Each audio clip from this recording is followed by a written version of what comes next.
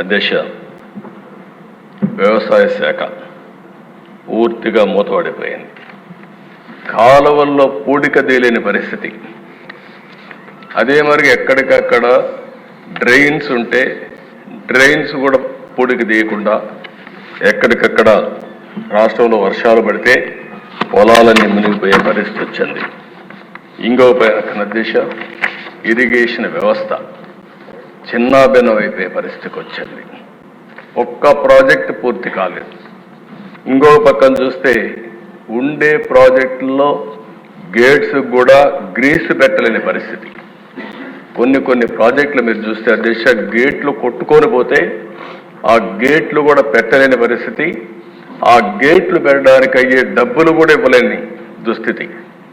అలాంటి భయంకరమైనటువంటి పాలనలు మనం చూసాం.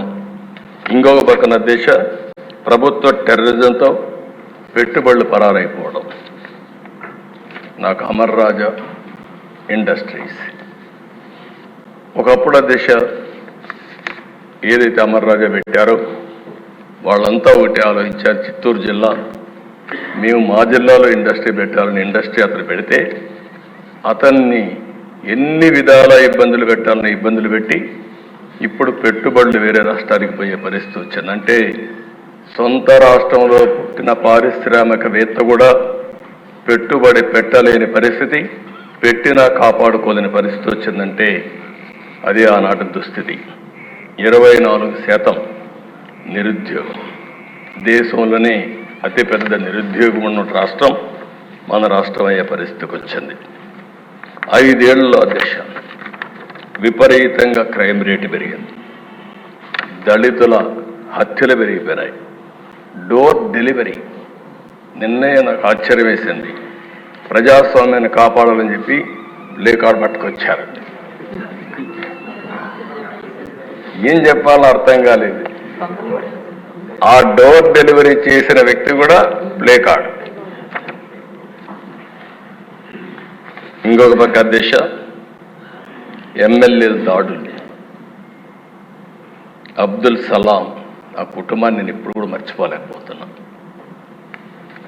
ఎంత అధ్యక్ష, మనిషి చనిపోవాలనుకున్నాడు, బాధలు భరించలేక. చనిపోవాలనుకుంటే వీళ్ళు మాట్లాడే మాటలిన తర్వాత నువ్వు చనిపోవాలనుకున్నా నిన్ను ప్రశాంతంగా చనిపోని నీ భార్య ఉంటుంది, గుర్తుపెట్టుకో, ఏం చేస్తాం చేసి చూపించమంటే నేను చనిపోయిన తర్వాత నా భార్యని ఏం చేస్తారో అని ఆలోచించి భార్య భర్త ఇద్దరు చనిపోవాలని ఆలోచించుకుని ఇద్దరం చనిపోవాలని మాట్లాడుకుని అప్పుడు మళ్ళీ ఆలోచించి మనం ఇద్దరం చనిపోతే ఈ ఇద్దరు పిల్లలు అనాథలైపోతారు, ఏం చేయాలని ఆలోచించినప్పుడు కాదు నలుగురం కూడా చనిపోవాలని నిర్ణయించుకుని నలుగురు వెళ్ళి రైల్వే ట్రాక్ మీద వాళ్ళిద్దరి పిల్లల్ని కట్టేసి ఆ ట్రాక్ కింద పడి బలవంతం మరణం చేసుకున్నారంటే అధ్యక్ష, సాధ్యమే. ఎంత నిస్సహాయ స్థితి. ఈ విషయం మనం గుర్తుపెట్టుకోవాల్సిన అవసరం అది జరిగితే పరామర్శించినటువంటి ఆనాటి ముఖ్యమంత్రి నిన్న అదే పార్టీకి ఒకప్పుడు చెందిన 2 వ్యక్తులు ఈరోజు ఒక అతను వ్యక్తిగత కారణాల వల్ల చంపితే దాన్ని రాజకీయం చేస్తూ ఢిల్లీకి పోయి ఈరోజు ఈ సభకు రాకుండా, సభకు వచ్చే ధైర్యం కూడా లేదు. అంటే చేసిన పనులు ఏమైనా ఉంటే చెప్పడానికి వస్తారు కానీ అది చేసే పరిస్థితి వచ్చారు. అధ్యక్ష డ్రైవర్ సుబ్రహ్మణ్యం, డాక్టర్ సుధాకర్ ఇప్పటికి కూడా జ్ఞాపకం. అధ్యక్ష సుధాకర్ ఏమడిగాడు? ఒక మాస్క్. మీ హాస్పిటల్ అధ్యక్ష నర్సీపట్నంలో పనిచేశాడు. One of the best doctor. ఒకటే అడిగాడు, నేను ఎంతైనా పనిచేస్తా కానీ కరోనా భయంకరమైన వ్యాధి, ఒకవేళ వస్తే మాకు కూడా ప్రమాదం ఉంటుంది, మాస్క్ ఇవ్వండి, అప్పుడప్పుడు మార్చండి అనే ఒక మాస్క్ అడిగిన నేరానికి అహంకారమైన ఈ ప్రభుత్వం వేటాడి పిచ్చివాణి చేసి నడి రోడ్లో చంపేసే పరిస్థితికి వచ్చారు. అది చూస్తే చాలా బాధేస్తున్న దిశ. ఒక ఓం ప్రతాప్ వీళ్ళు పెంచిన లిక్కర్ రేట్ల గురించి విమర్శించాడని నెపంతో వాణ్ణి ఏం చేశారు, ఇప్పుడు కూడా దిక్కుదిలిన పరిస్థితి, ఆత్మహత్య కింద క్రియేట్ చేసే పరిస్థితికి వచ్చారు. బాపట్ల దిశ ఆ జిల్లాలో 10వ తరగతి ఇక్కడే అనగాని సత్యప్రసాద్ ఉన్నాడు. 10వ తరగతి చదివే బాలుడిపై అమర్నాథ్ ఆయన చేసిన పని ఏంటి అధ్యక్ష? అక్కని అవమానిస్తున్నారు, ఎకిల్ చేస్తున్నారు. ఆ అమ్మాయి మానసికంగా చాలా బాధపడతా ఉంది అని ఇంటికి వచ్చి చెప్పిన నేరానికి దారిలో పోతా ఉంటే పెట్రోల్ పోసి తగలబెడితే, పెట్రోల్ వేసి తగలబెట్టిన వాళ్ళకి రక్షణ ఇచ్చే పరిస్థితి వచ్చారు తప్ప ఆ కుటుంబాన్ని కాపాడే పరిస్థితి లేకుండా పోయింది. అదేశ ఇక్కడుండే మహిళలు చూశారు, ఇప్పుడు కూడా అదే సమస్య నాకు కనపడుస్తూ ఉంది. నేను ఆ రోజు ఇదే కుర్చీలో చెప్పాను అధ్యక్ష, మీకు జ్ఞాపకం ఉంటుంది. నాకు జరిగిన అవమానం నా లైఫ్లో ఎప్పుడు బాధపడ్డా, ఒకే రోజు బాధపడ్డా, అదే చివరి రోజు అనుకుంటున్నా. ఆ రోజు వీళ్ళు చేసిన అవమానానికి ఇది గౌరవ సభ, ఈ సభలో నేను ఉండను. గౌరవ సభ చేసిన తర్వాత మళ్ళీ క్షేత్రస్థాయిలో గెలిచి ఈ సభలో అడుగు పెడతానని ఆ రోజు.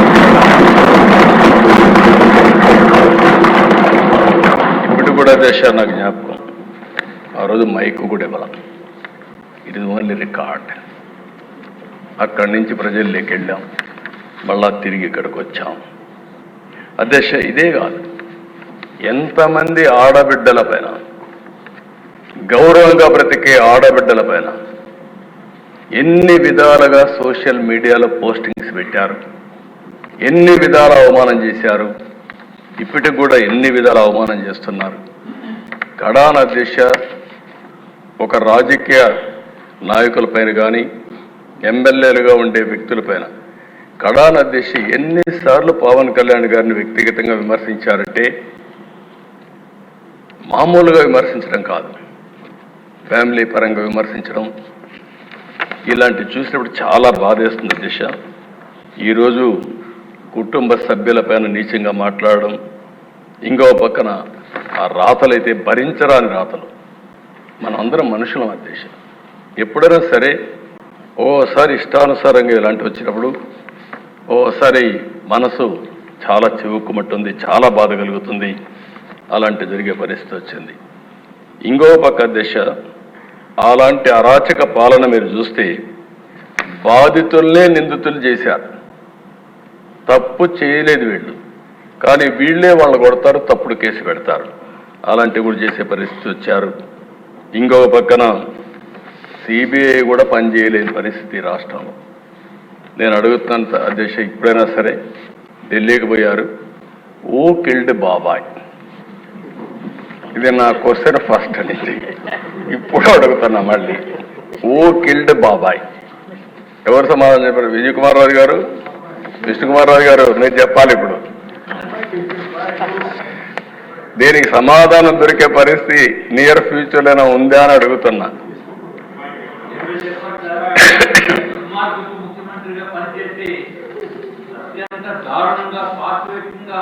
చేసిన పనికి ప్రపంచ దేశాల్లో నియంతృత్వ పరిపాలన చేసే వాళ్ళు కూడా సిగ్గుపడే పరిస్థితి వచ్చింది. అటువంటిది ప్రజలందరినీ కూడా మెచ్చుకోవాల్సిన అవసరం ఉంది. అధ్యక్ష, గౌరవ ముఖ్యమంత్రి గారిని, పవన్ కళ్యాణ్ గారిని, కూటమిని ఎన్నుకుని అత్యంత గొప్ప అవకాశం మళ్ళీ ఆంధ్ర రాష్ట్రాన్ని తిరిగి పురోగభివృద్ధిపై తీసుకుని వెళ్ళటానికి చేసిన నిర్ణయం ఆంధ్ర రాష్ట్ర ప్రజలందరికీ కూడా మరి ఒక్కసారి మీ ద్వారా కూడా నేను తెలియజేసుకుంటున్నాను అధ్యక్ష. అట్లాగే ఎంతో అద్భుతమైన పరిపాలన దక్షణ కలిగిన మీరు, అట్లాగే పవన్ కళ్యాణ్ గారు నిస్వార్థంతో రాజకీయాల్లోకి వచ్చి ఆంధ్ర రాష్ట్రాన్ని కాపాడాలనే ఉద్దేశంతో ముందుకు వచ్చినప్పుడు కేంద్రంలో ఉన్న భారతీయ జనతా పార్టీ పెద్దలు కూడా సానుకూలంగా స్పందించి మళ్ళీ మన ఆంధ్ర రాష్ట్రాన్ని పురోగభివృద్ధిపై తీసుకుని వెళ్ళి మంచి రోజులు తెలుగు జాతికి తీసుకుని వస్తాయని ఏమాత్రం సందేహం లేదు. గౌరవనీయులైన చంద్రబాబు నాయుడు గారు నాయకత్వంలో రాష్ట్ర ప్రజలకి, ప్రపంచంలో ఉన్న ప్రతి తెలుగు వారికి పూర్తి విశ్వాసం ఉంది అధ్యక్ష. అట్లాగే ఇంకొక విషయం కూడా గౌరవ ముఖ్యమంత్రి గారి ద్వారా ప్రజలకి కూడా చెప్పవలసిన అవసరం ఉంది. దుర్మార్గపు ప్రభుత్వం వైఎస్ఆర్సీపీ ప్రభుత్వానికి కూడా 40% మంది ఓట్లు వేశారా అంటే వాళ్ళు అన్నం తినిపోసారా, లేకపోతే మనసుతోటి ఆలోచించి ఓటు వేశారా, ఏ విధంగా ఓటు వేశారా అనేది మాకైతే అర్థం కావటం లేదు అధ్యక్ష. ఇది కూడా ఓటు హక్కు వినియోగించుకోవటం ప్రతి ఒక్కరి హక్కు. కానీ ఓటు ఒక మంచికి ఓటు వేయాలి, ఒక చెడుని దూరంగా పెట్టాలని చెప్పి 5 సంవత్సరాల పరిపాలన చూసిన తర్వాత కూడా వాళ్ళు ఈ విధంగా చేయటం అనేది ఒక్కసారి ఆలోచించవలసిన అవసరం ఉంది అధ్యక్ష. అది కూడా మీ ద్వారా గౌరవ ముఖ్యమంత్రి గారి ద్వారా రాష్ట్ర ప్రజలకి తెలియచేయవలసిన అవసరం ఉంది అధ్యక్ష. ముఖ్యమంత్రి గారు ఓకే,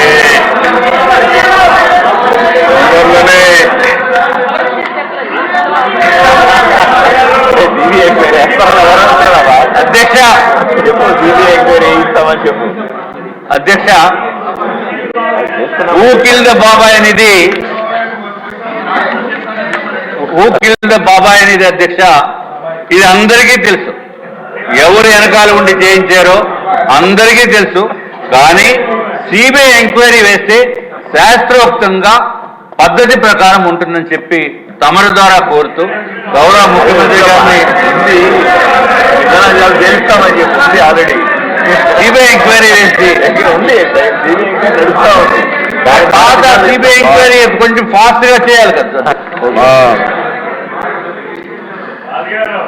ఒకసారి మెంబర్స్ అందరూ కూడా దిశ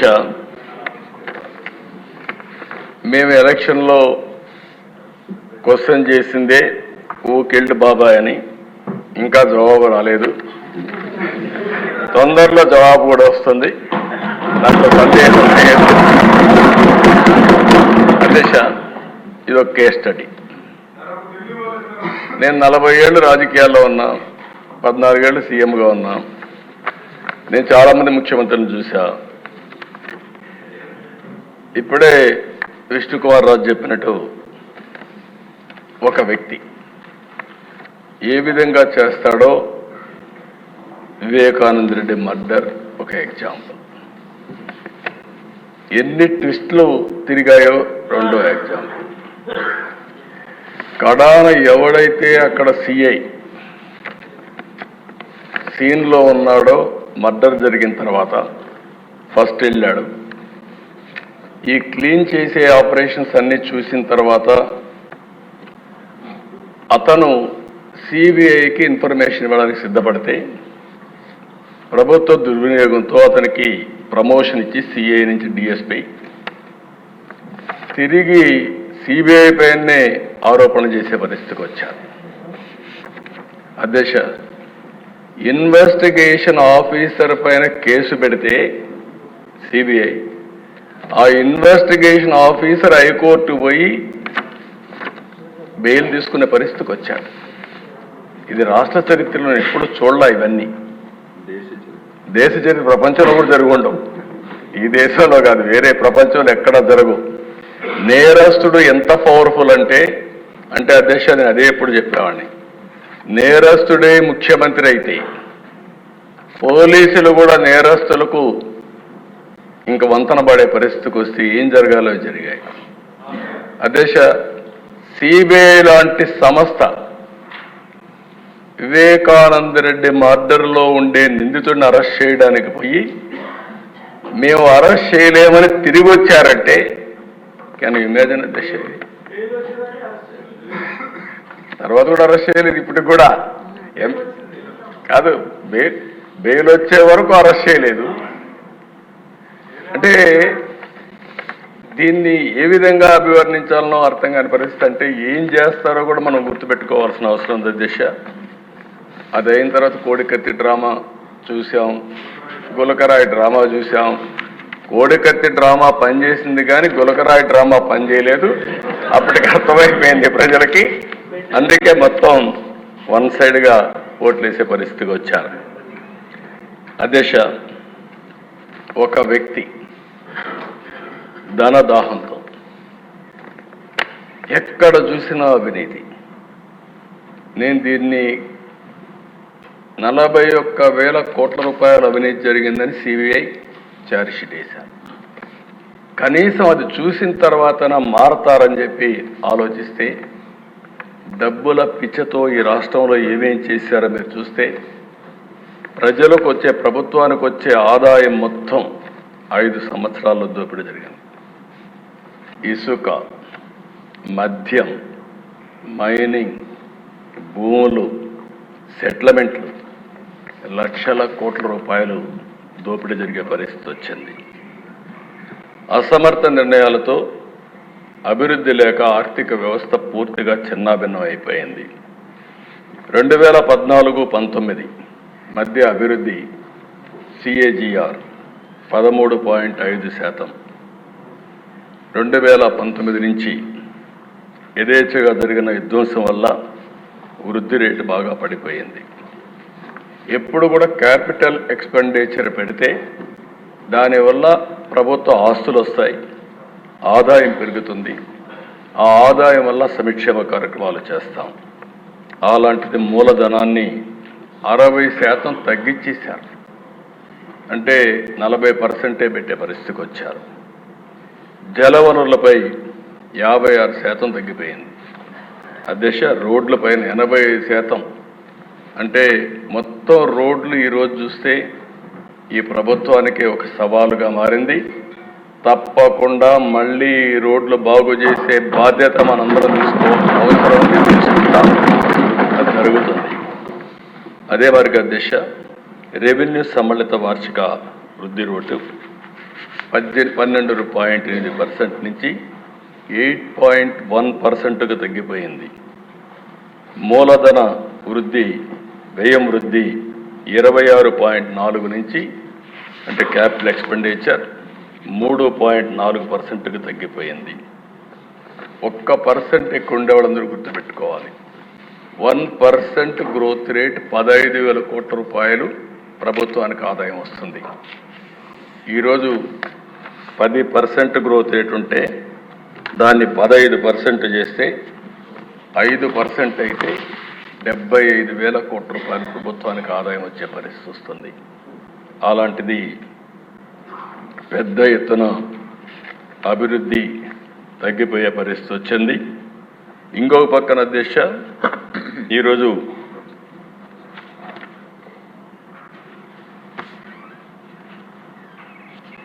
ఇంకొక పక్క చూసినప్పుడు మొత్తం ఈ విషయాలన్నీ చెప్పడం కోసమే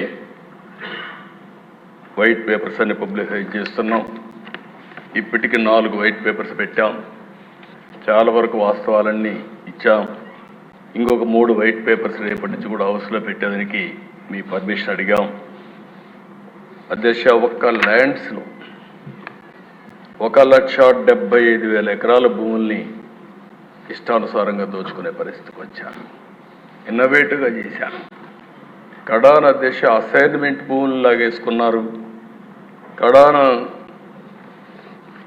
ల్యాండ్ ఎక్విజిషన్ పేరుతో పేదవాళ్ళకి ఇచ్చే ఇంటి జాగాలో కూడా పెద్ద ఎత్తున దోపిడీ జరిగే పరిస్థితి వచ్చింది. ఒక్క భూముల కుంభకోణమే 40,000 కోట్ల రూపాయలు. విశాఖపట్నం బలవంతంగా రామానాయుడు స్టూడియో భూములు కానీ, దస్బల్లా కానీ మొత్తం ఇష్టానుసారంగా చేసుకొని కడాన ఎప్పుడు అడుగుతూ ఉంటారు ఉండేవాళ్ళు కొంతమంది.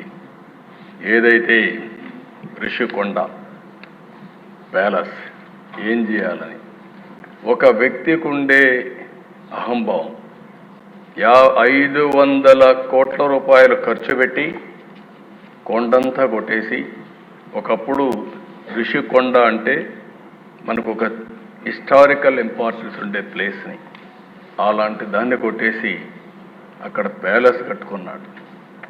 ఆ ప్యాలెస్ కట్టుకోవడం ఇప్పుడు వాళ్ళ నాయకులు చెప్తున్నారు. ఎందుకు కట్టారంటే ప్రధానమంత్రి, ప్రెసిడెంట్ ఆఫ్ ఇండియా వస్తారంట, వాళ్ళ కోసం నేను ప్యాలెస్ కట్టాడంట. అంటే ఇంక మనం అందరం నమ్మాలి అధ్యక్ష. అంటే ఈ రాష్ట్రంలో ఎక్కడికి పోతుందో నాకైతే అర్థం కావడం లేదు. శాశ్వతంగా కొంతమంది నాకు వచ్చి చెప్పారు, ఓసారి ఒక్కొక్క వ్యక్తి ఏ విధంగా తలుస్తారు, భగవంతుడు ఏ విధంగా నిర్ణయిస్తాడనేది ఇది ఒక ఉదాహరణ అధ్యక్ష. 500 కోట్ల రూపాయలు టూరిజం డబ్బులు ఖర్చు పెట్టి బ్రహ్మాండంగా మిగిలిన డబ్బులన్నీ డైవర్ట్ చేసి ప్యాలెస్ కడితే అక్కడ కథలుగా చెప్తున్నారు. ఇంకా నేను కూడా మొత్తం డీటెయిల్స్ తెప్పించాలి, ముందు ప్రాధాన్యత క్రమంలో మిగిలిన పనులన్నీ చేస్తున్నాం. ఆ డబ్బులు ఆ ఉండే అందరూ ఒకసారి ఎమ్మెల్యేలు అందరిని తీసుకెళ్ళాలి, ఒకసారి హౌస్ కమిటీ అంతా ఈ అసెంబ్లీ అయినాక అందరం వెళదాం, మీతో కూడా కలిసి నేను కూడా చూస్తాను ఎందుకు కట్టారు ఆ ప్యాలెస్ ఏం చేయాలన్నా కూడా నాకు అర్థం కావడం లేదు. ఇప్పుడు ఎవరికి ఇవ్వాలి, ఏం చేయాలి, ఎట్లా ఉపయోగించాలని కొంతమంది సజెస్ట్ చేశారు అధ్యక్ష. ఆ ప్యాలెస్లో టూరిజానికి ఇమ్మని, టూరిజానికి ఇస్తే ఎంత డబ్బులు అవుతుందో నాకు తెలియదు, కాబట్టి దానిపైన కూడా మీరు సూచనలు ఇవ్వాలి. ఇక్కడ కూడా ప్రజా వేదిక కూల్చేశారు, ఆ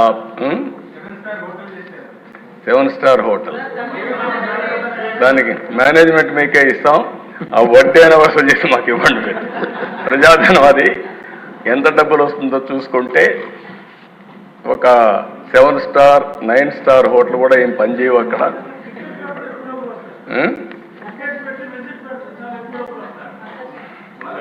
ఆ ఓనర్షిప్ మీకే ఇస్తాం, చేసి మాకు వసూలు చేసి ఇవ్వండి, కనీసం దాని మీద పెట్టుబడి అంటే పలక్నమా ప్యాలెస్ కరెక్ట్. పలక్నమా ప్యాలెస్ కూడా కొన్ని రోజులు పెట్టారు, తర్వాత టాటా తీసుకున్నారు, ఎందుకంటే ఓల్డ్ ప్యాలెస్ కాబట్టి. ఏదేమైనా అది కూడా నేనే అప్పట్లో దోహదం చేశాం, ప్రజలకు ఉపయోగపడుతుందని. మీరు కూడా ఆలోచించండి. 2 విషయాలు నాకు సజెషన్స్ ఇచ్చారు. ప్రజావేదిక కూల్చారు, అక్కడ డెబ్రిస్ కూడా తీయలేదు. అందరూ చెప్పింది నేను తీయద్దండి, ఇక్కడి నుంచే అమరావతి కక్షగా అభివృద్ధి చేయడానికి ముందుకు పోదాం, ఇది ఇట్లే ఉండాలని చెప్పారు. తప్పకుండా అట్లే పెట్టడానికి ప్రయత్నం చేస్తాం.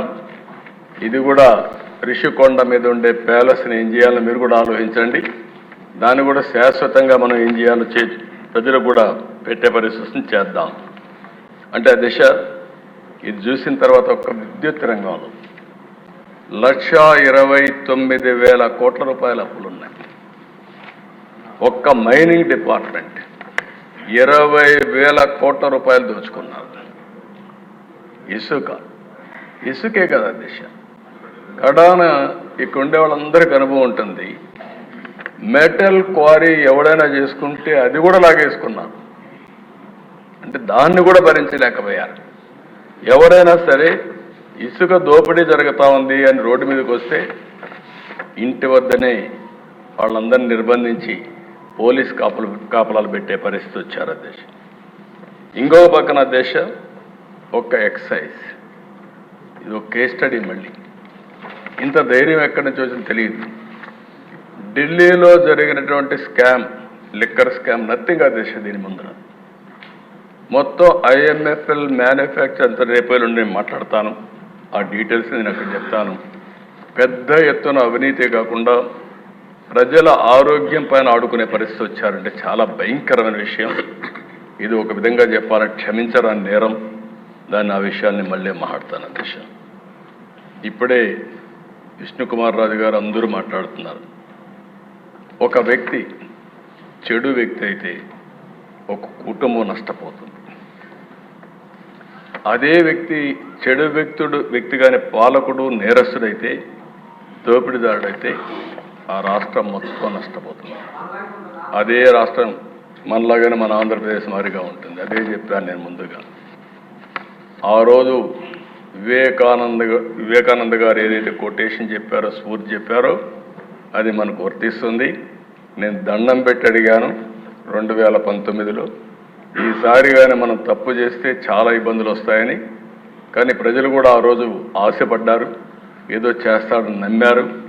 అందుకే తిరిగి 2024లో 11 సీట్లు గెలిపించారని ఇప్పుడే మాట్లాడుతూ బాధపడ్డారు. కానీ భవిష్యత్తులో ఇదే మారిగా ఉంటే నా లెక్క ప్రకారం శాశ్వతంగా రాజకీయాలకు అర్హత లేని వ్యక్తి ఇలాంటి వ్యక్తి అని చెప్పి రాజకీయాలు ఎవరైనా ఉండొచ్చు కానీ ఇలాంటి వ్యక్తులు మాత్రం ఉండడానికి అర్హత లేదు. అందుకే మీరు చూస్తే ప్రశ్నిస్తే కేసులు, హౌస్ అరెస్ట్, పార్టీ కార్యాలయాలపైన దాడి నేను చాలాసార్లు చూశాను. చిన్న పార్టీ పైన కూడా దాడి చేయాలన్నా, చిన్న రాజకీయ పార్టీ ఉంటే ఆ నాయకుడిని అటాక్ చేయాలన్నా, విమర్శించాలన్నా భయపడే రోజులు అవన్నీ పోయి ఇష్టానుసారంగా వచ్చే పరిస్థితికి వచ్చారు. 5 ఏళ్లలో ఏం జరిగిందో మనం అందరం ఆలోచించాం. తీరని నష్టం జరిగింది. ఇదే మనందరి బాధ. అయితే ఇక్కడ ఒక ఎక్స్పెరిమెంట్ చేయాలనుకున్నారు దేశం. ఆ ఎక్స్పెరిమెంట్ ఇక్కడ ఉండే వాళ్ళు చాలామంది ఆలోచించాల్సింది. పులివెందుల్లో ఇప్పుడు కూడా వీళ్ళు ప్రజలు ఓటేసి గెలవలేదు. ఆ విషయం మనం గుర్తుపెట్టుకోవాలి. Over a period of time పులివెందుల్లో ఎవరైనా కానీ వేరే పార్టీలకు ఓటేస్తే వాళ్ళు అక్కడ బతకరు. ఎన్నికలైన తర్వాత కూడా కక్ష తెచ్చుకునే పరిస్థితి వస్తారు. దానివల్ల అక్కడ రాజకీయ నాయకులు కానీ రాజకీయ పార్టీలు కానీ మనుగడ సాధించలేకపోయినాయి. మొన్న కూడా మనం చూసాం. ఇక్కడ కడప ఎమ్మెల్యేలు ఉన్నారు. పాత కడప జిల్లాలో అధ్యక్ష 9 అసెంబ్లీ సీట్లకు 7 అసెంబ్లీ సీట్లు గెలిపించారంటే అది ప్రజల్లో ఉండే మార్పు, అదే వాళ్ళు ఇచ్చినటువంటి తీర్పు కూడా.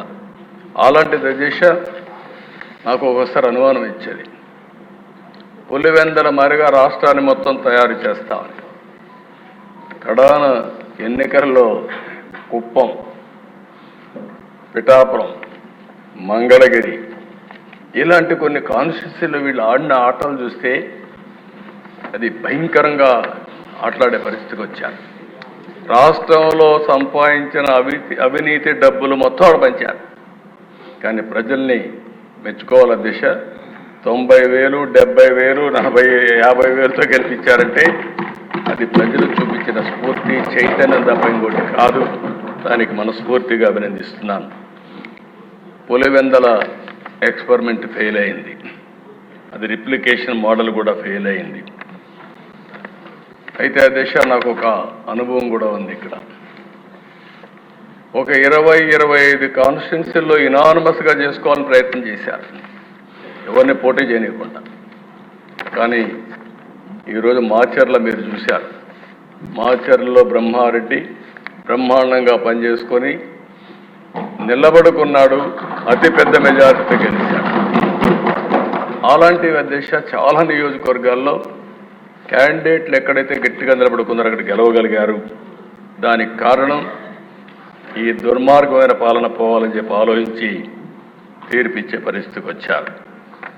అందుకే అధ్యక్ష రాష్ట్రంలో చర్చ కూడా జరగాల్సిన అవసరం ఉంది. ఈరోజు నేను ఒకటే మీ అందరికీ విజ్ఞప్తి చేస్తున్నా. నిన్న మొన్న మనందరం కూడా మాట్లాడుకున్నప్పుడు కొన్ని డిస్కస్ చేశారు. నేను నా రాజకీయ జీవితాల దిశ ఇంతవరకు ఎప్పుడు కూడా హత్యకు మళ్ళీ సమాధానం హత్య అనేది నా ఉద్దేశం కాదు. ఎప్పుడైతే కక్షకు మనం పోతామో అక్కడి నుంచి ఇది రావణాసుడి కష్టమారిగా తయారవుతుంది. నేను ఇక్కడ తప్పు చేసిన వ్యక్తుల్ని ఎట్టి పరిస్థితుల్లో వదిలిపెట్టం. తప్పు చేసిన వాళ్ళని చట్టపరంగా శిక్షిస్తాం, దాంట్లో సందేహమే లేదు. కానీ చట్టాన్ని మన చేతుల్లోకి తీసుకుని మేము కూడా ప్రతీకారం తీర్చుకుంటామంటే మాత్రం చాలా సమస్యలు వస్తాయి. నేను అందుకే ఇక్కడే మెంబర్స్ అందరినీ ఒకటే కోరుతున్నా, రాష్ట్రంలో హింసకు తావులేదు. అయితే అదే సమయంలో నేరగాళ్లకు ఒకే హెచ్చరిక చేస్తున్నా, మొన్నటి వరకు అధికారం అండతో నేరాలు ఘోరాలు చేశారు, ఇక సాగవని గట్టిగా ఈ సభ ద్వారా హెచ్చరిస్తున్నానని చెప్పి కూడా నేను తెలియజేస్తున్నా. రాజకీయ ముసుగులో నేరాలు చేయడం, ఒకప్పుడు తీవ్రవాదుల సమస్య చాలా ఈజీగా పరిష్కారం చేశాం. ముఠా నాయకుల సమస్య నాకు కొద్దిగా ఇబ్బంది కలిగింది. ఎందుకంటే ముఠా నాయకులు ఉన్నప్పుడు అధ్యక్ష, అవతల వాళ్ళు ముఠా నాయకులు అండలు తీసుకున్నప్పుడు యువతల వాళ్ళు కూడా కొద్దిగా గట్టిగా లేకపోతే పోటీ కూడా ఇవ్వలేమని ఫైట్ చేసేవాళ్ళు. నేను ఒకటే చెప్పాను మా పార్టీ వాళ్ళకి, తప్పదు, మనందరం కూడా ముఠాలు తుదముట్టించాల్సిన అవసరం ఉంది, గట్టిగా ఉంటామని మన పార్టీ వాళ్ళని కూడా నేను అరెస్ట్ చేసి ముఠాల్ని పూర్తిగా రూపుమాపిన చరిత్ర తెలుగుదేశం పార్టీదని చెప్పి కూడా నేను తెలియజేస్తున్నాను. ఎవరైతే మత కలహాలను కూడా పూర్తిగా కంట్రోల్ చేశాం. ఈరోజు పెద్ద సవాల్ అధ్యక్ష మనందరికీ, రాజకీయ పార్టీలో ఉండే వాళ్లే రౌడీలైతే, రాజకీయ పార్టీల నేతలే నేర చరిత్రలైతే రాజకీయాలు అండగా తయారవుతాయి. బయట గొడవ చేస్తారు, బయట హత్యలు చేస్తారు, ఆ నేరం మన మీద వేస్తారు, లోపల వచ్చి గొడవ చేస్తారు. ఇది చాలా ప్రమాదకరమైన ఇది. నిన్న నాకు ఒక సవాల్ వస్తే నేను చూశాను అధ్యక్ష, మదనపల్లి ఆర్డీఓ ఆఫీస్ ఫైల్స్ తగలబెట్టారు. అంత మునుపు ఎన్నికల్లో రిజల్ట్స్ రాలేదు. ఇక్కడ సిబిసిఐడి ఆఫీసులో చాలా ఫైల్స్ని తగలబెట్టారు, హెరిటేజ్ ఫైల్స్ అవన్నీ తగలబెట్టారు. తర్వాత ఎన్నికలైన తర్వాత పిసిసిబి పొల్యూషన్ కంట్రోల్ బోర్డ్ ఫైల్స్ తీసుకుపోయి ఆ ఫైల్స్ తీసుకొచ్చి కరకట్ట పైన తగలబెడతా ఉంటే ఆ విలేజర్స్ చూసి తరుముకుంటే పారిపోయారు. అది కేసు పెట్టాను. నిన్న సాక్షాత్తు మదనపల్లి సబ్ కలెక్టర్ ఆఫీసు ఏదైతే 22A సంబంధించినటివి అసైన్మెంట్ ల్యాండ్స్వి ఇవన్నీ కూడా తగలబెట్టే పరిస్థితికి వచ్చారు. నేను నిన్న ఒకటే చెప్పాను, ఇప్పటి వరకు లీనియంట్గా ఉన్నాం, చట్ట ప్రకారం యాక్ట్ చేస్తున్నాం, కానీ వీళ్లకు కరెక్ట్గా అర్థం కావడం లేదని చెప్పి డీజీపీని సిబిసిఐడిని ఉన్న పళంగా నా హెలికాప్టర్ ఇచ్చి ఇమ్మీడియట్గా వెళ్ళండి, ఎట్టి పరిస్థితిలో ఏం జరిగిందో వాస్తవాలు కనుక్కొని సాయంత్రం లోపల నాకు చెప్పమని ఆదేశాలు ఇచ్చారు. వెళ్ళారు అధ్యక్ష. వాళ్ళు చెప్పింది అయితే ప్రైమా ఫేసి ఇది షార్ట్ సర్క్యూట్ కాదు, ఫైల్స్ డెలిబరేట్గా కాల్చారని చెప్పి చెప్తున్నారు. ఎంక్వైరీ చేస్తాం, యాక్షన్ తీసుకుంటామని చెప్పి కూడా నేను మీకు తెలియజేస్తున్నా. నేను ఒకటే ఈరోజు ఈ సభ ద్వారా హామీ ఇస్తున్నాను అధ్యక్ష, రాష్ట్రంలో ఉండే ప్రజలకు కూడా విజ్ఞప్తి చేస్తున్నాం. డ్రగ్స్ కానీ, గంజాయి కానీ, మద్యం కానీ విచ్చలవిడిగా పెరిగిపోయినాయి. దీన్ని పూర్తిగా ఎక్కడికక్కడ అరికట్టవలసిన బాధ్యత మన పైన ఉంది. దీనివల్ల నేరాలు ఘోరాలు విపరీతంగా పెరిగిపోయే పరిస్థితి వచ్చింది. అందుకే నేను చాలా స్పష్టంగా ఈరోజు చెప్తున్నా, ఏ చిన్న తప్పు చేసినా ఎక్కడ జరిగినా దాన్ని ఉక్కు పాదంతో అణిచివేయడం ఈ ప్రభుత్వం యొక్క సంకల్పం. అది చేస్తామని మరొకసారి ఈ సభ ద్వారా హామీ ఇస్తున్నాను. అధ్యక్ష, నేను చూశాను, మీరు వచ్చారు, గౌరవంగా గవర్నర్ని రిసీవ్ చేసుకుంటున్నాం. ప్రజాస్వామ్యంలో ప్రొటెస్ట్ చేయడం తప్పులేదు. నేను 5 ఏళ్లు మాచర్లకు పోలేకపోయాను. ఆత్మకూరులో ఉన్న పళంగా కొన్ని కుటుంబాలను బయట పంపిస్తే వాళ్ళ ఊరికి పోయి పరామర్శించడానికి నాకు 5 సంవత్సరాలు సాధ్యం కాలేదు. వినుకొండలో హత్య జరిగిందంటే ఆనాటి ముఖ్యమంత్రి పోతే ఇక్కడ ఎవరూ అబ్జెక్షన్ చెప్పాల. అది వాళ్ళకు మనకు ఉండే వ్యత్యాసం. ప్రజాస్వామ్య పద్ధతుల్లో వాళ్ళు ఏం చేసినా నేను ఎక్కడ అబ్జెక్షన్ చేయను అధ్యక్ష. నిన్న అక్కడికి వస్తే గవర్నర్ వస్తూ ఉంటే అప్పుడే వచ్చి గవర్నర్ వచ్చే సమయంలో ఆయనకు అడ్డం పడాలని ప్రయత్నం చేస్తున్నారంటే అది ఏ విధంగా సంస్కారం అయితే నాకు అర్థం కాలేదు అధ్యక్ష. అదే మరి నేను ఒకటి హామీ ఇస్తున్నా, ఫేక్ రాజకీయాలను సహించాం, అబద్ధాలు చెప్పి రాజకీయం చేయాలంటే ఉపేక్షించాం. 31 మందిని చంపారన్నారు. 31 మంది పేర్లు ఇమ్మంటే పేర్లు ఇవ్వకుండా 31 మందిని చంపేశారు. ఎవరు వాడు? 36 36 మంది పేర్లు లేకుండా 36. ఏమంటారు? చాలా మంది పారిపోయారు. ఇప్పుడిప్పుడు వాళ్ళందరిని అడుగుతున్నాం, రమ్మంటున్నాం.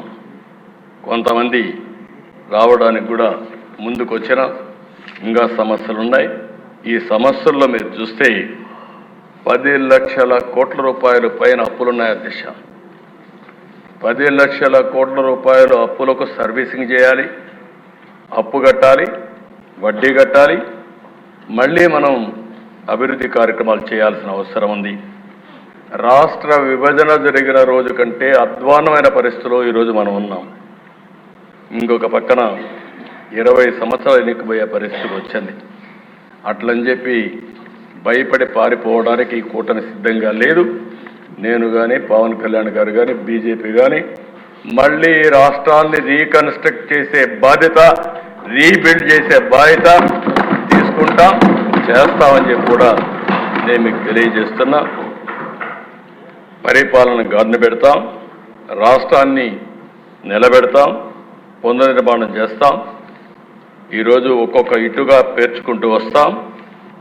ఏదైతే ప్రజలు మన మీద యాస్పిరేషన్స్ పెట్టుకున్నారో, భారీ ఆశలు పెట్టుకున్నారో, ఆశల్ని ఆకాంక్షల్ని నెరవేర్చే బాధ్యత తీసుకుంటాం. అదే మరి అధ్యక్ష, ఈరోజు మేము చూస్తే నేను ఇంత మునిపే పవన్ కళ్యాణ్ గారు కూడా ఒక మాట చెప్పారు, చాలా మంచి మాట కూడా. మనం ఎవ్వరం కూడా ఇక్కడ ఉండే ఎమ్మెల్యేలు అందరం కూడా గుర్తుపెట్టుకోవాల్సింది, ప్రజలు మనం ఇంత మురుమారిగా ఏదో పెత్తందారి వ్యవస్థ కాదు, మన ఇష్ట ప్రకారం మనం చేయడానికి. నేను అందుకనే మా వాళ్ళని చాలా స్పష్టంగా అడుగుతున్నా, ఇప్పుడు కూడా మళ్ళీ అపీల్ చేస్తున్నా పోలీసులు కూడా. నేను ఎక్కడైనా పోతే సెక్యూరిటీ కోసం 1 నిమిషం మీరు ట్రాఫిక్ ఆపి పంపించండి. ఒకవేళ కాదు అంటే నేను కూడా ఒక 5 నిమిషాలు లేట్ అయినా పర్వాలేదు, నేను ఉంటాను తప్ప ముఖ్యమంత్రి వచ్చాడని హంగామా చేసి మళ్ళా పరదాలు కట్టడం, చెట్లు నరికేయడం, ఎక్కడికక్కడ రెడ్ కార్పెట్లు వేయడం, ఇవి ఎక్కడా చేయొద్దని విజ్ఞప్తి చేస్తున్నా. చెట్లు నరికేయడం, ఇంకో పక్కన షాపులు మూసేయడం, స్కూల్స్ మూసేయడం, ఆ స్కూల్ బస్సులన్నీ పంపించడం, హౌస్ అరెస్టులు చేయడం, అక్కడ పోతే అన్ని పార్టీ వాళ్ళని హౌస్ అరెస్టులు చేసి ఎవరిని రోడ్డు మీదకి రాకుండా చేయడం. ఏం పర్వాలేదు, నా మీద ఒక రాయి వేసినా భరించడానికి సిద్ధంగా ఉన్నా. ఆ భరింపు ప్రజా తీర్పుకు, ప్రజా ఒక రివోల్ట్కి దోహదం చేసే విధంగా చేస్తాను తప్ప భయపడే పరిస్థితి ఉండదు. కాబట్టి ఎవ్వరు కూడా అలాంటి చేయొద్దని చెప్పి కోరుతున్నా. మా ఎమ్మెల్యే చెప్పిన అధ్యక్ష, అది ఏంటో ఆశ్చర్యం నాకు అది అర్థం కాదు. ఎందుకు ఆ పైశాచిక ఆనందం కూడా నాకు అర్థం కాదు. హెలికాప్టర్ పైన పోతుంది, రోడ్డు అంతా బంద్, అంటే చెట్లు నరికేయడం, అంటే పైన పోయి హెలికాప్టర్ కూడా చెట్లు అడ్డం వచ్చాయి. అధ్యక్ష చాలా జరిగాయి. ఏదేమైనా ఈ రాష్ట్రంలో మళ్ళీ మనం గుర్తుపెట్టుకోవాల్సింది, సహజ వనరులు ఎక్కువ ఉండే రాష్ట్రం ఆంధ్రప్రదేశ్ రాష్ట్రం. సమర్థులైన ప్రజానీకం ఉండే రాష్ట్రమే రాష్ట్రం. అదృష్టమో దురదృష్టమో తెలియదు కానీ ఈ రాష్ట్రంలో మాత్రం మనం ఏమీ చేయలేకపోతున్నాం. రాష్ట్రం బయట పోతే మాత్రం మనకు తిరుగులేదు. ఏ జిల్లాకు, ఏ రాష్ట్రానికి పోయినా మన వాళ్ళే ఉంటారు, ఏ దేశానికి పోయినా మన వాళ్ళే ఉంటారు. అదే నా ఆలోచన. మళ్ళీ తిరిగి అలాంటి పరిస్థితి ఈ రాష్ట్రం రావాలి. ఈ రాష్ట్రంలో ఉండే ప్రజానీకం ఒక సమర్థవంతమైన ప్రజానీకంగా మనం చేసుకోవాల్సిన అవసరం ఉంది.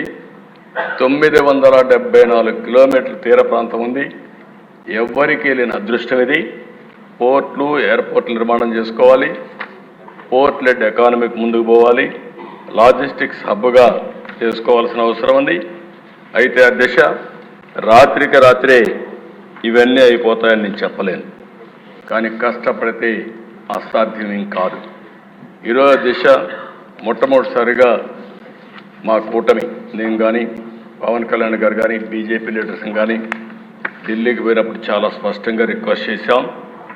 అందుకే మొట్టమొదటిసారిగా 5 సంవత్సరాల తర్వాత మీరు చూస్తే కేంద్ర బడ్జెట్లో ఆంధ్రప్రదేశ్ రాష్ట్రానికి తగిన గుర్తింపు వచ్చింది. దీంతో ఒక నమ్మకం పెరిగే పరిస్థితికి వచ్చింది. అమరావతి క్యాపిటల్కి special finance support multilateral development agency ద్వారా దగ్గర ఒక 15,000 కోట్ల రూపాయలు ఇవ్వడానికి కేంద్రం ప్రతిపాదన పెట్టింది. ఈరోజే బడ్జెట్లో కూడా ఫైనాన్స్ మినిస్టర్ గారు చాలా స్పష్టంగా చెప్పారు. రెండవ దిశ పోలవరం. ఏదైతే ఈ దుస్థితికి కారణం ఇప్పుడిప్పుడే రిపోర్ట్ కూడా ఇచ్చారు. ఆ రిపోర్ట్ ప్రకారం ప్యారలల్ డయాఫామ్ వాల్ కట్టాలని, దాన్ని రిపేర్లు చేస్తే కుదరదని చెప్పి ఇచ్చారు. అది కూడా పూర్తి చేస్తే వీలైనంత తొందరలో మేము పూర్తి చేస్తాం పోలవరం అని కేంద్రం ముందుకు వచ్చింది. దీనికి మనస్ఫూర్తిగా ధన్యవాదాలు తెలియజేసుకుంటున్నా.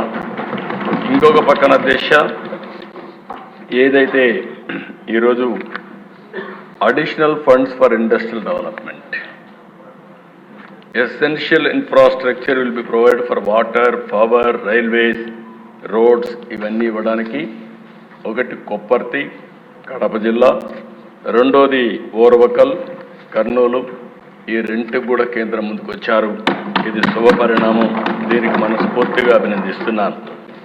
ఇంకొక పక్క దిశ ఏదైతే గ్రాంట్స్ బ్యాక్వర్డ్ డిస్ట్రిక్ట్స్, రాయలసీమ 4 జిల్లాలు, ఉత్తరాంధ్ర 3 జిల్లాలు, ప్రకాశం జిల్లా 1, మొత్తం ఫస్ట్ టైం ప్రకాశం జిల్లా కూడా అడిగా. ప్రకాశం జిల్లా కూడా ముందుకు వచ్చారు. ప్రకాశం జిల్లా దాంట్లో ఇంక్లూడ్ చేశారు. We are very happy. ఎందుకంటే ప్రకాశం జిల్లా బ్యాక్వర్డ్ ఏరియా మొత్తం, అలాంటి జిల్లాకు అన్యాయం జరుగుతున్న ఉద్దేశంతో గట్టిగా అడిగితే ఇది కూడా యాడ్ చేశారు. ఈ 8 జిల్లాలకు కూడా ఆర్థిక సహాయం చేస్తామని ముందుకు వచ్చారు. దానికి కూడా మనస్ఫూర్తిగా మనం అడిగిన డిమాండ్స్ ఉన్నాయి, ఇవన్నీ వర్కౌట్ చేస్తాం. ఇది కూడా మనం ముందుకు తీసుకెళ్తాం. ఇది కాకుండా ఎకనామిక్ గ్రోత్కి మన దగ్గర డబ్బులు లేవు. దీనికి క్యాపిటల్ ఎక్స్పెండిచర్ కింద, ఇన్వెస్ట్మెంట్ కింద కేంద్రాన్ని ఆర్థిక సహాయం అడిగాం. దానికి కూడా ముందుకు వచ్చారు అధ్యక్ష.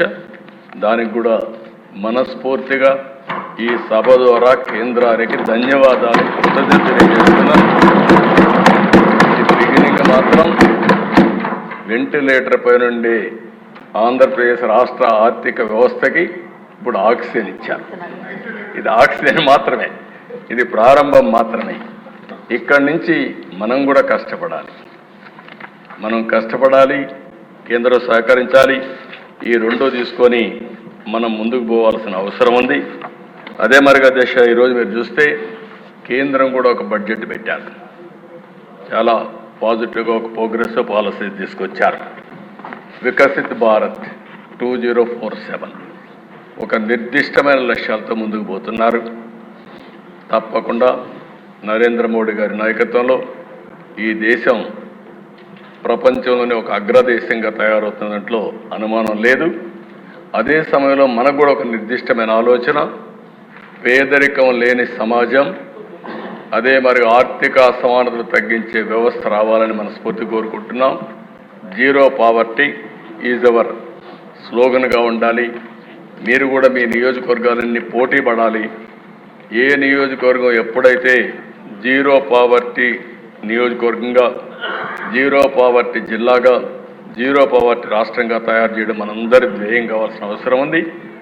నా ఆలోచన ఒకటి పేదరికం లేని సమాజం, 2 తెలుగు జాతి ప్రపంచంలోనే నెంబర్ 1 జాతిగా ఉండాలనేది నా ఆకాంక్ష. దీనికోసం 4 గంటలు పనిచేస్తాం.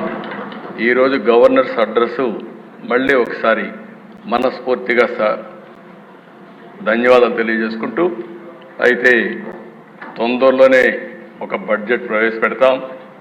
దాంట్లో మీ అందరికీ క్లారిటీ ఇస్తాం, రాష్ట్ర ప్రజలందరికీ క్లారిటీ ఇస్తాం. ఏ విధంగా అభివృద్ధి చేస్తామో, మనకుండే వనరులు ఏమున్నాయి, ఇబ్బందులు ఏమున్నాయి, అన్ని విషయాలు చెప్తాం. అంతేకాకుండా సూపర్ 6 కూడా చెప్పాం.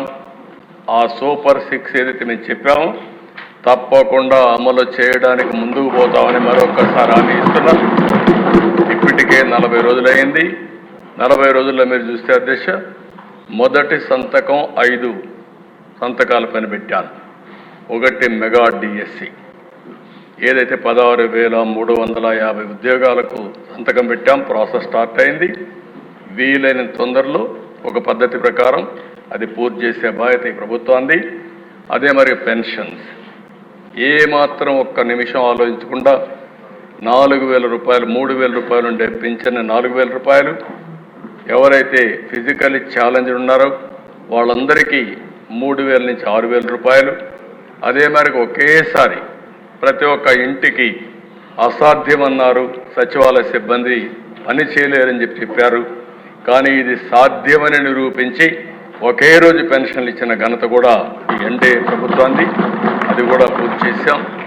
ఇంకో పక్కన దిశ అన్నా క్యాంటీన్ 5 రూపాయలకే అన్నం పెట్టే కార్యక్రమం ఆగస్టు 15 నుంచి కనీసం 100 క్యాంటీన్లో ప్రారంభమవుతుంది. మిగిలినటన్ని కూడా మళ్ళీ రోల్అవుట్ చేస్తాం. ఇదే కాకుండా దేశ స్కిల్ సెన్సస్ దేశంలో ఎక్కడా చేయని విధంగా ఒకరోజు నేను పవన్ కళ్యాణ్ గారు ఒక మీటింగ్కి వెళ్తున్నాను. ఆ రోజు మాటల్లో వచ్చినప్పుడు వారు ఒక మాట అన్నారు, ఎందుకు మనం స్కిల్ సెన్సస్ చేయకూడదని అడిగారు. నేను ఇమ్మీడియట్గా ఆయన చెప్పంగానే is a very good idea, ఇప్పుడే అనౌన్స్ చేస్తానని ఆ మీటింగ్లో అనౌన్స్ చేశాను. అక్కడి నుంచి స్కిల్ సెన్సస్ కూడా సంతకం పెట్టాం. ఇవేవైతే 5 సంతకాలు పెట్టామో ఆ 5 ల్యాండ్ టైటిలింగ్ యాక్ట్, ఇది భయంకరమైన యాక్ట్. ఈరోజు రేపు మీరు చర్చిస్తారు. ఈరోజు ఇంట్రడ్యూస్ చేశారు, రేపు చర్చ చేస్తారు. ఒక దుర్మార్గుడు అధికారంలోకి వస్తే ప్రజల ఆస్తులకు కూడా ఏ విధంగా రక్షణ ఉండదో ఈ ల్యాండ్ టైటిలింగ్ యాక్ట్ అనేది ఒక ఉదాహరణ. ప్రజల్లో ఆ అపోహలు వచ్చే పరిస్థితికి వచ్చింది. ఇవన్నీ కూడా ఒక సుపరిపాలనకు మారు పేరుగా ఈ ఎన్డీఏ గవర్నమెంట్ ఉండాలని ఈ రాష్ట్రంలో నేను మనస్ఫూర్తిగా కోరుకుంటూ, కష్టాలున్నాయి, ఇబ్బందులున్నాయి, ఒకే రోజు మేము మొత్తం తీరుస్తాం చెప్పలేం, కానీ కష్టపడే ధైర్యం ఉంది.